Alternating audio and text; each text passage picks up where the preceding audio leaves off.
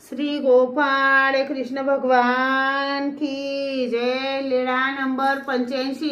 सिंहस्थ पर्वणी निमित्त यात्रेला प्रयाण।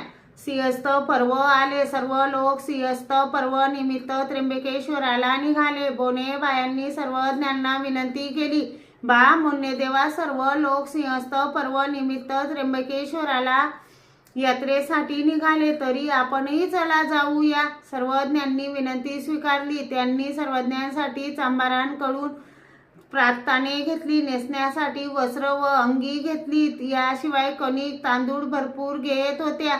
परंतु सर्वज्ञांनी मनाई केली। सर्वज्ञांसह निघाल्या। सर्वज्ञ नदीच्या अलीकडील काठावर आले आणि प्रार्थने काढून नदी ओलांडून पलीकडे गेले। तेव्हा बोनेबाईने सर्वज्ञांना विचारले, बा मोन्यदेवा, प्रार्थने कुठे आहेत? सर्वज्ञांनी सांगितले, बाई त्या पलीकडील काठावरच आहेत। नंतर ती आली प्रार्थने आणून सर्वज्ञांच्या श्रीचरणात घातले। मग रस्त्याने नदी लागली की बोनेबाई मागेच राहत प्रार्थने घेत व नदी पार केल्यावर सर्वज्ञांच्या श्रीचरणात घालत। श्री गोपाळ कृष्ण भगवान की जय।